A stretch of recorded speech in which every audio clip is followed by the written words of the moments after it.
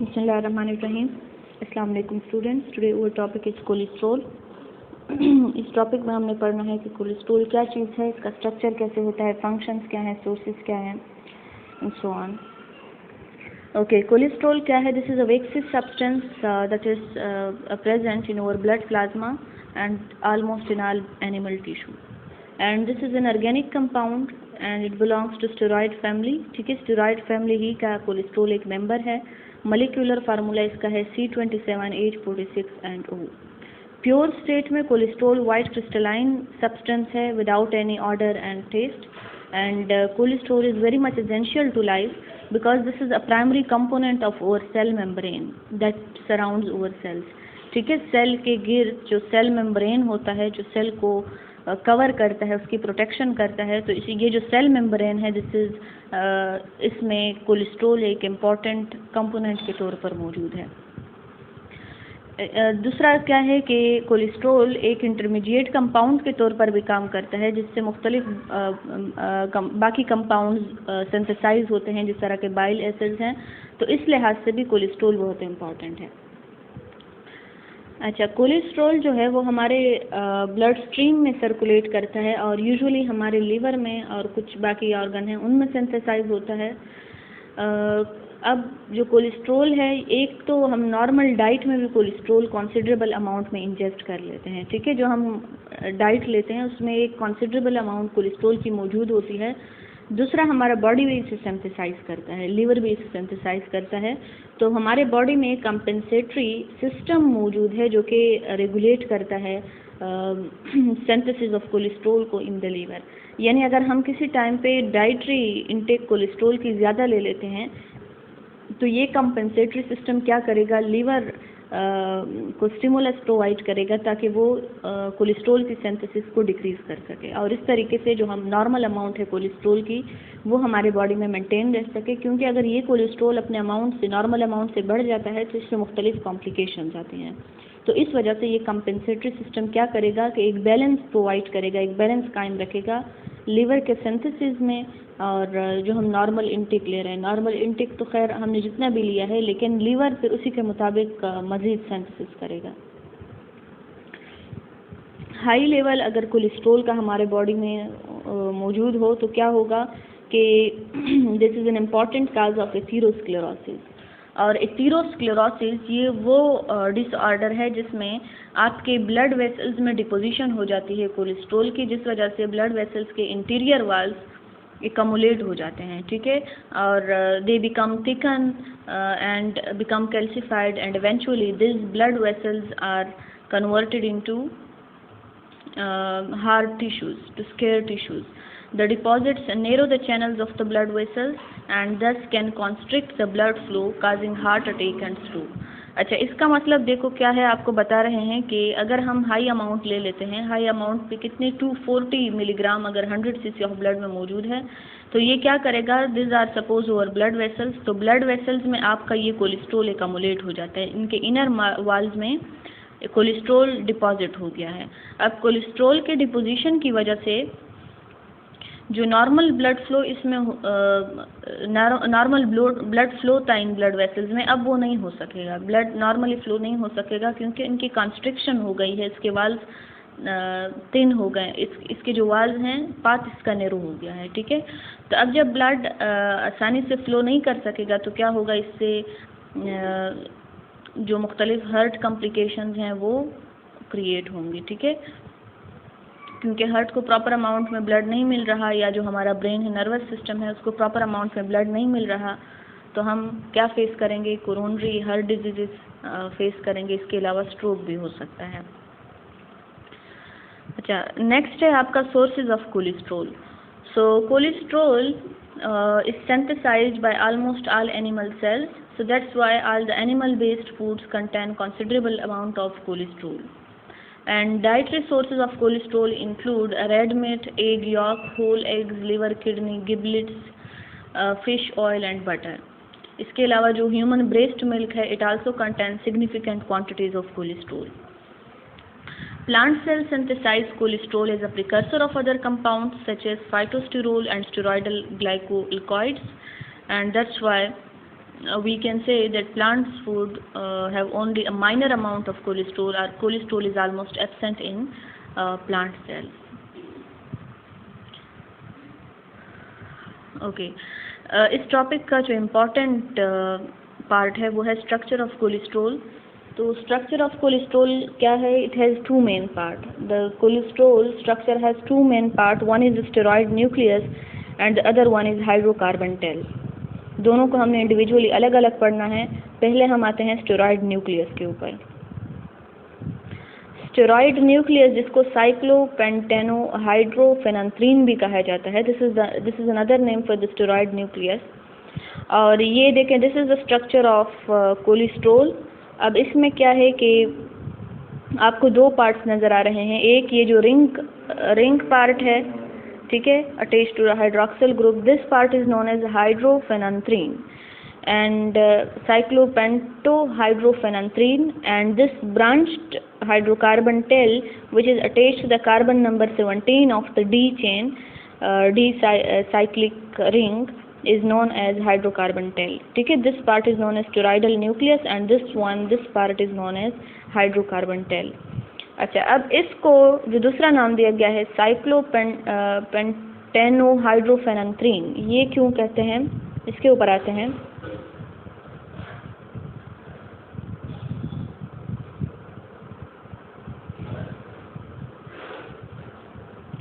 Okay, now if we look at this steroid nucleus, तो इसमें आपको ये एक डी वाला रिंग नज़र आ रहा है। डी वाला जो रिंग है 5 कार्बन, इसको यूजुअली कहा जाता है साइक्लोपेंटेन। इसमें 5 कार्बन है ना, 5 को कहा जाता है pentane, so this ring is known as cyclopentane. तो इसकी वजह से इसके साथ हम लिखेंगे साइक्लोपेंटेनो। इसके अलावा जो ए बी सी के 3 रिंग्स हैं और इसके साथ OH अटैच है, तो इस पोर्शन को हम कहते हैं A B C ring along with this OH, this portion is known as hydrophenanthrene. अगर ये OH अटैच ना हो, सिर्फ ये ए बी सी के रिंग है, अगर इस तरह का कोई स्ट्रक्चर हो तो उसको कहा जाता है फेनेंथ्रीन। अगर इसके साथ ही OH भी अटैच है तो तब इसको हम कहते हैं कि ये हाइड्रोफेनेंथ्रीन है। इस वजह से इस पूरे जो आपका स्टेरॉयड न्यूक्लियस है, इसको कहा जाता है साइक्लोपेंटेनो एंड हाइड्रोफेनेंथ्रीन। ठीक हो गया? तो ये आपके कोलेस्ट्रॉल के 2 पार्ट्स हो गए। One is the steroid nucleus which is also known as cyclopentanohydrophenanthrene because this contain a cyclopentane ring which is attached to the hydrophenanthrene portion. Similarly, the next part of the cholesterol is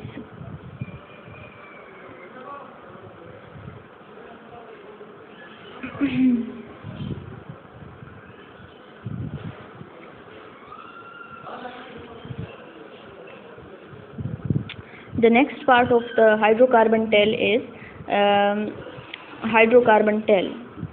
The next part of cholesterol structure is hydrocarbon tail. और hydrocarbon tell जो है, इसका अगर हम ये D ring separate कर दें, ये डी रिंग मैंने यहाँ पे अलग ड्रा किया हुआ है, तो डी रिंग पे जो कार्बन नंबर 17 है उसके साथ एक हाइड्रोकार्बन चेन अटैच है और इसमें जो कार्बन की तादाद है वो है 8। ठीक है, 1 2 3 4 5 6 7 and this one is 8. So this hydrocarbon tail is a 8 carbon side chain which is attached to the D ring at carbon number 17. अच्छा, स्टेरॉयड न्यूक्लियस के ऊपर दोबारा आते हैं। इसमें कौन कौन से मज़ीद पार्ट हैं, इसके क्या कैरेक्टरिस्टिक्स हैं। सो आपका ये जो स्टेरॉयड न्यूक्लियस है, इसके कैरेक्टरिस्टिक क्या हैं कि इसमें टोटल 19 कार्बन एटम्स हैं। ठीक है, ये मैंने सेपरेट करके दिया हुआ है। This is only the steroid nucleus part of cholesterol. Starting from here, अगर आप नंबरिंग करें तो देयर आर टोटल 19 कार्बन। ठीक है, यहाँ पे आपका एंड होता है। टोटल 19 कार्बन है। कार्बन नंबर 10 और कार्बन नंबर 13 के ऊपर मिथाइल ग्रुप्स अटैच हैं। This is carbon number 10 and this is carbon number 13। तो this is attached methyl group. ये जो आपको लाइन नज़र आ रही है, तो ये लाइन क्या शो करती है? The attachment of methyl group. So here methyl group is attached. यहाँ पे कार्बन नंबर 10 के साथ जो मिथाइल ग्रुप अटैच है उसके कार्बन को नंबर दिया हुआ है 19 और जो कार्बन नंबर 13 के साथ मिथाइल ग्रुप अटैच है तो उसके कार्बन को नंबर दिया हुआ है 18। ठीक है, इसके अलावा जो कार्बन नंबर 3 है उसके साथ अटैच है एक hydroxyl group. Similarly double bond is present between carbon number 5 and carbon number 6। देखें स्ट्रक्चर में कोई दूसरा डबल बॉन्ड नहीं है, लेकिन अगर आप कार्बन नंबर 5 और 6 को देखें तो वहाँ पे आपको एक डबल बॉन्ड भी नज़र आएगा। So this are some of the structural features of this steroid nucleus. ठीक है, बाकी जो हाइड्रोकार्बन टेल है वो सिंपल सा है, उसमें सिर्फ एक मिथाइल ग्रुप अटैच है। देखें in the hydrocarbon tail only one methyl group is attached to the carbon number 25। Straight chain है 1 2 3 4 5 6 7। ठीक है, 7 कार्बन की एक चेन है और उस चेन में कार्बन नंबर 25 के ऊपर एक ब्रांच अटैच है।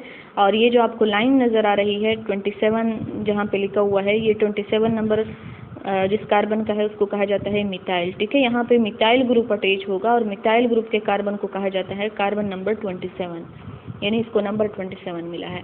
So this are the structural features of the hydrocarbon tail and cholesterol. अच्छा, ये जो कोलेस्ट्रॉल है आपका, this is amphipathic. This is the nature of cholesterol. Nature of cholesterol क्या है कि ये एम्फीपैथिक है। और एम्फीपैथिक हम इसे क्यों कहते हैं? Because it contain a polar head and a non polar steroid nucleus. Amphipathic उन कंपाउंड्स को कहा जाता है जिनमें पोलर कैरेक्टरिस्टिक्स भी होते हैं और नॉन पोलर कैरेक्टरिस्टिक्स भी होते हैं। अच्छा, तो पोलर जो कैरेक्टरिस्टिक है वो किस वजह से है? Because of the presence of this OH। आप लोगों ने पढ़ा हुआ है जहाँ पे इलेक्ट्रोनेगेटिविटी का डिफरेंस आता है तो वहाँ पे बॉन्ड जो है वो पोलर हो जाते हैं। अब यहाँ पे जो बॉन्ड है वो ऑक्सीजन और कार्बन नंबर 3 का है। ठीक है, रिंग के साथ जो कार्बन नंबर 3 है वो अटैच्ड है विद OH ग्रुप। अब कार्बन ऑक्सीजन की लिंकेज है तो ऑक्सीजन की इलेक्ट्रोनेगेटिविटी ज़्यादा है, इसके ऊपर पार्शियल नेगेटिव चार्ज, कार्बन के ऊपर पार्शियल पॉजिटिव चार्ज। बाकी जितना भी आपका ये स्टेरॉइड न्यूक्लियस है या हाइड्रोकार्बन टेल है उसमें कार्बन हाइड्रोजन की लिंकेज है। कार्बन हाइड्रोजन की इलेक्ट्रोनेगेटिविटी में ज़्यादा डिफरेंस नहीं है तो उसको हम नॉन पोलर ही कंसीडर करते हैं। जबकि कार्बन ऑक्सीजन के बॉन्ड में तो पोलैरिटी है, तो that's why this portion of the structure is polar in nature.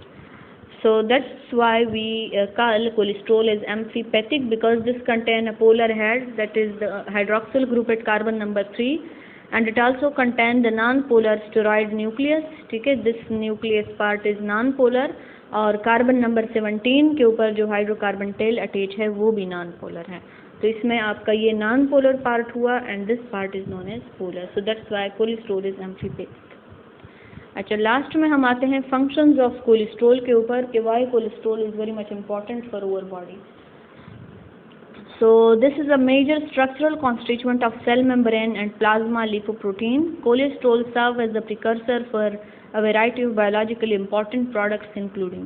ठीक है, पहला तो इसका फंक्शन क्या है कि ये एक मेजर कॉन्स्टिट्यूएंट है हमारे सेल मेम्ब्रेन का, और सेल मेम्ब्रेन प्रोटेक्ट करता है, एक एक्सटर्नल कवरिंग प्रोवाइड करता है सेल को, एनिमल सेल को।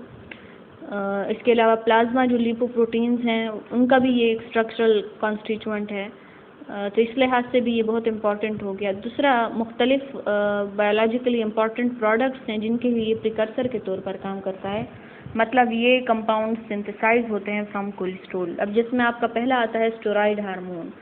स्टेरॉइड हार्मोन के लिए कोलेस्ट्रॉल एज अ प्रिकर्सर काम करता है। मुख्तलिफ स्टेरॉइड हार्मोन जो कोलेस्ट्रॉल से सिंथेसाइज होते हैं, they include progesterone, glucocorticoids, mineralocorticoids, androgen which are the male sex hormones, and estrogen which are the female sex hormone. Similarly, bile acids are also synthesized from cholesterol, and bile acids क्या हैं? They act as a detergent in the intestine, emulsifying the dietary fats to make them readily accessible to digestive enzyme lipase. हम जो fates खाते हैं हमारे food diet में या food में जो फेट्स होते हैं तो स्टमक तक तो उनकी प्रॉपर डाइजेशन नहीं होती। अब जब ये बाइल एसिड जब उनके ऊपर एक्शन करते हैं in the small intestine, duodenum जो उनका पार्ट है, तो वहाँ पे जो बाइल एसिड इनके ऊपर एक्शन करेंगे तो उनके जो लार्ज ड्रॉपलेट्स हैं, लिपिड्स के जो लार्ज ड्रॉपलेट्स हैं वो कन्वर्ट हो जाते हैं स्मॉल ड्रॉपलेट्स में। ठीक है, और इस एक्शन को कहा जाता है इमल्सिफाइंग एजेंट। अब स्मॉल ड्रॉपलेट्स में जब ये कन्वर्ट होंगे तो जो लाइपेज है, एंजाइम लाइपेज जो फैट्स के डाइजेशन के लिए है, अब वो आसानी से इन ड्रॉपलेट्स के ऊपर एक्शन करके इनकी फर्दर डाइजेशन कर सकता है। So this bile acids which emulsify the fats into little droplets is synthesized from or derived from cholesterol. And vitamin D is also derived from cholesterol, and it is a hormone which is essential in calcium and phosphate metabolism. हमारे body में जो calcium phosphate की metabolism होती है ये जो है control करता है vitamin D, and vitamin D is derived from cholesterol. और एंड में आपको ये कुछ डिफ़िकल्ट वर्ड्स दिए हुए हैं यहाँ पे जो आपका यूज़ हुआ है, प्लाज्मा लिपोप्रोटीन. तो प्लाज्मा लिपोप्रोटीन पार्टिकल्स क्या हैं? The role of lipoprotein particle is to transport fat material such as triacylglycerols, phospholipid and cholesterol within the extracellular water of the body to all cells and tissue of the body. ठीक है, जो fats हैं, अब fats तो water में soluble नहीं है. Water में सॉल्युबल ना होने की वजह से फिर इनके ट्रांसपोर्ट का मसला बनता है, क्योंकि जो हमारा ब्लड है या प्लाज्मा है वो तो ज़्यादातर वाटर से ही बना हुआ है, एक मेजर पार्ट उसका वाटर होता है. और ये तो फैट्स तो नॉन पोलर हैं और वाटर पोलर है, तो उसमें ये ट्रांसपोर्ट नहीं कर सकता. तो ट्रांसपोर्ट के लिए हमारे ब्लड में मौजूद है प्लाज्मा लिपोप्रोटीन पार्टिकल, और इनका काम क्या है? इन फैट्स को हमारे बॉडी में ट्रांसपोर्ट करना. जो एक्स्ट्रा सेलुलर वाटर है outside the cell, extra cellular water of the body to all cells. ये सेल्स के बाहर वाले रीजन में जो वाटर मौजूद है तो उसमें इन फैट्स को ट्रांसपोर्ट करना towards their target tissue and cells, जहाँ पे इनका काम होगा, फंक्शन होगा, इन्होंने कुछ सिंथेसिस करनी होगी या इनकी ब्रेक डाउन होनी होगी. तो उन एरियाज, उन टारगेट एरियाज तक पहुँचाना काम होता है प्लाज्मा लिपोप्रोटीन पार्टिकल्स का. अच्छा, दूसरा यहाँ पे टर्म यूज़ हुआ है प्रोजेस्टेरोन. तो प्रोजेस्टेरोन क्या है? This is one of the hormone in our body and it regulate and stimulate various function. Progesterone plays a role in maintaining pregnancy, and it also helps prepare your body for conception and pregnancy and regulate monthly menstrual cycle. Progesterone usually जो females हैं उनमें ज़्यादा active होता है और इसका main function क्या है? प्रेगनेंसी को मेंटेन करना, इसके अलावा कॉन्सेप्शन के लिए बॉडी को प्रिपेयर करना, और जो हमारा मंथली मेंस्ट्रुअल साइकिल होता है उसके लिए बॉडी को उसे रेगुलेट करना, या उसके लिए बॉडी में उसी के अकॉर्डिंग चेंजेस लाना. Okay, the term glucocorticoid and mineralocorticoids is used. So glucocorticoids क्या हैं? They are a group of cholesterol, इनको हाइड्रोकोर्टिसोन भी कहा जाता है, and they are involved in the metabolism of carbohydrate, proteins and fats, and they have anti-inflammatory activity. Similarly, mineralocorticoids are a class of corticoids, and which in turn are a class of steroid hormones. ठीक है, and they are produced by the adrenal cortex, and they influence salt and water balance. जो हमारे body में salt और water का balance है तो उसमें प्राइमरी रोल होता है मिनरलोकॉर्टिकॉइड्स का. इसकी एग्जांपल है aldosterone. Aldosterone is a mineralocorticoid. And the last one is emulsification of fats. So fat emulsification is the process of increasing the surface area of fat in the small intestine by grouping them into small clusters, and this is the responsibility of bile, a liquid created by the liver and stored in the gallbladder. ठीक है, जो bile है वो secrete होता है हमारे liver में, और लिवर के साथ अटैच्ड जो गाल ब्लेडर है, तो फॉर द टाइम बिंग ये लिवर की सिक्रीशन स्टोर होती है गाल ब्लेडर में, और फिर ज़रूरत पड़ने पर ये सिक्रीशन दोबारा से इंटर होती है हमारे ड्यूडेनम में, which is a part of the small intestine. तो आपको क्या बता रहे हैं कि इसमें मौजूद जो बाइल एसिड है उसका काम क्या है? फैट्स की एमल्सिफिकेशन करना. फैट की एमल्सिफिकेशन का क्या मतलब है कि जो फैट के लार्ज ड्रॉपलेट्स हैं उनको स्मॉल क्लस्टर्स में ग्रुप करना. जब ये स्मॉल क्लस्टर्स में ग्रुप होंगे तो इनका सरफेस एरिया इंक्रीज़ हो जाएगा. जो लार्ज ड्रॉपलेट है उसका सरफेस एरिया कम है, जब ये स्मॉल ड्रॉपलेट्स में कन्वर्ट होंगे तो उनका सरफेस एरिया बढ़ जाएगा, और इस वजह से जो एंजाइम लाइपेज है वो इनके ऊपर आसानी से एक्शन करके इनकी फर्दर डाइजेशन कर सकेगा. So this is all about cholesterol and its structure and functions.